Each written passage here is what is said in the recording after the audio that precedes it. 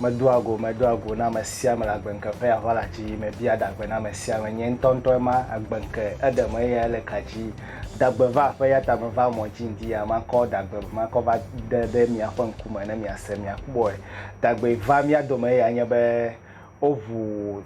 mia fe ya me vu jefe na mi be ya me vu jefe afia be aya me zon mia no toto anodo me va no ganya no popo maga no vu pa fokuo se o mi ano ya meto aha video ma ko pete ko deme mi afo yin the dawn ko video de ko do da ma ko pete ko do da ma ko dare moji na mi afete mi afa nkume ne kere hu aha mi po togbo pete o le fma o le nufu o le jijopo le chifoji gbe o zana gbe ne dagbe ne va fe e ya ko e ya mi na babia e ya na be jia jo mi aha eyo bu fifula ewebe eto ano ehodu ome ehodu koto aho efeme view aho wa woto technical know how to we efeme to dagbe mi le babia ma mi get a video me let me ask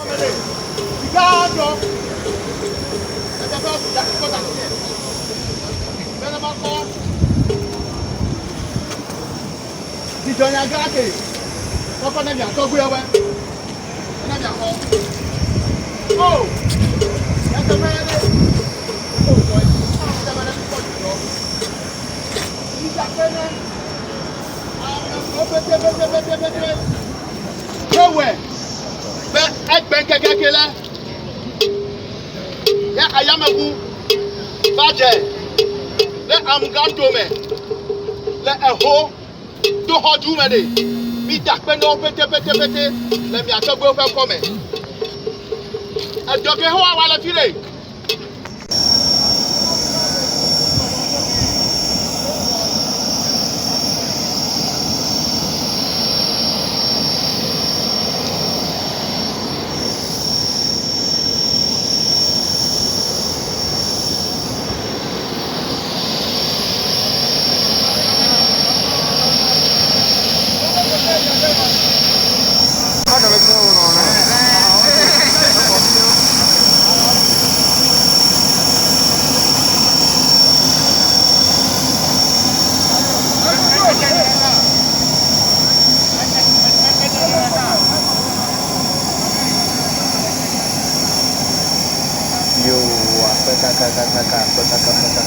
na the dawn aha mi ati le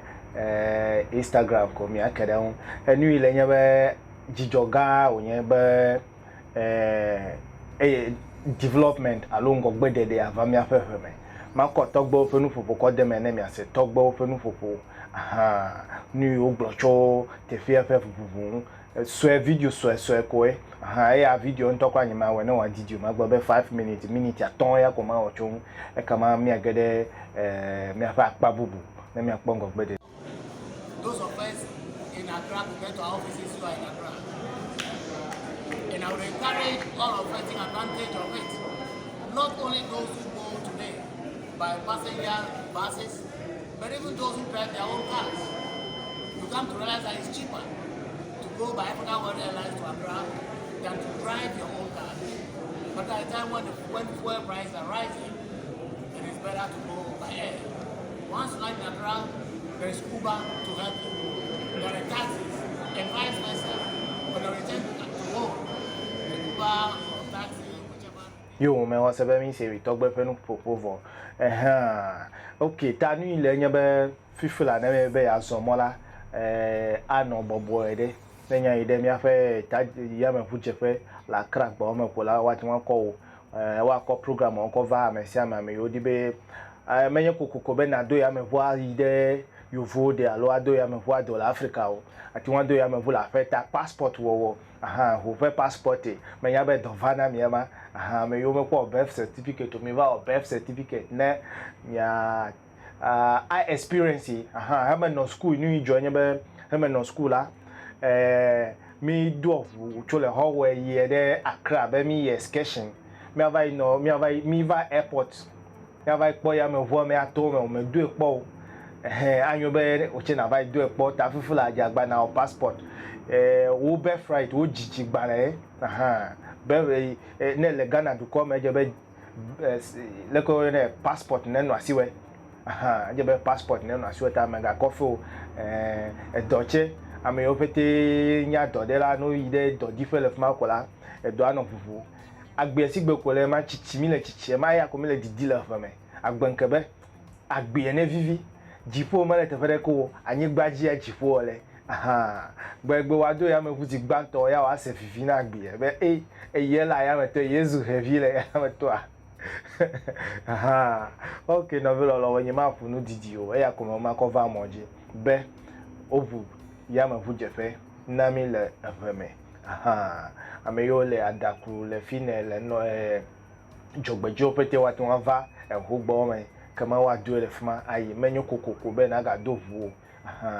ya ko enye nyi me ma cover emoji me bia dagbe na me sia me mega ngro bo mo be na fa emoji jagbagba ne na subscribe ne nya vivi sia ne wa gade amesia me feto me be ya me vuva jemia de edo bo me ma didio mi anto mi aje ya me vu wo togbe la citrole no menya ma didio mi anto mi aje ya me vu wo okay no velo lo mi ano kawe